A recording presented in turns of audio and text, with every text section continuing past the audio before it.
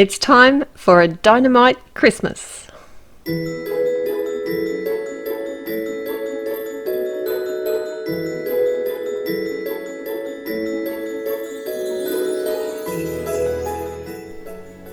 Hi, it's Therese from Lostinpaper, and this is part of a release hop with Ellen Hutson, and I couldn't wait to stamp out this set.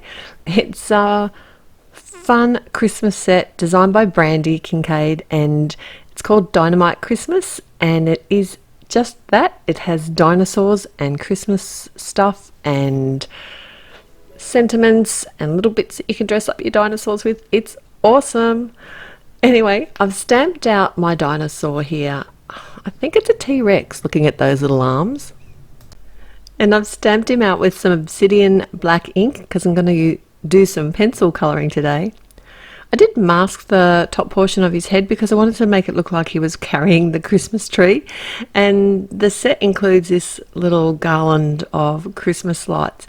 And I thought it'd be fun to make it look like he was tangled up in the lights. So I did stamp this a few times over him and around him, and I don't know about you, but me at Christmas time and my Christmas lights, it's not funny, seriously. Although I do like the LED lights because you don't have to go searching for the faulty globe anymore. I don't know, does anyone remember that? Having to search for that one faulty globe and the whole set of lights didn't work at all with one faulty globe.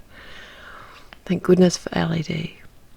Anyway, the pencils I'm using today will be listed at my blog. This portion of the video here is real-time colouring.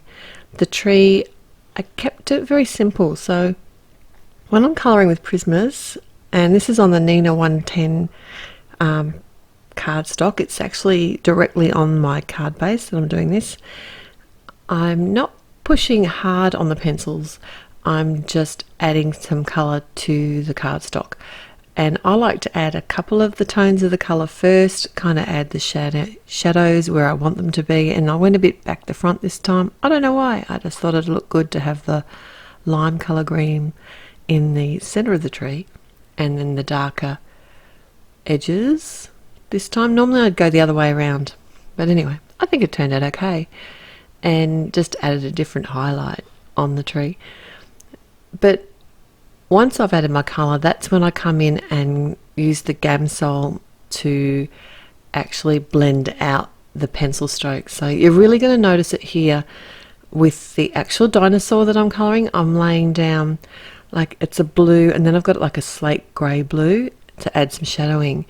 And then when I've got sort of that base colour down, that's when I'm coming in with the Gamsol, or it's actually an odorless solvent, or mineral spirits is another thing that it's called.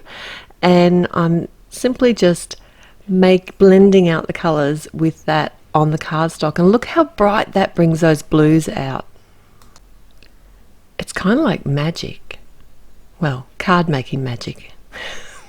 But it doesn't finish there. I like to come back in and add more shading and more details and keep working on the image.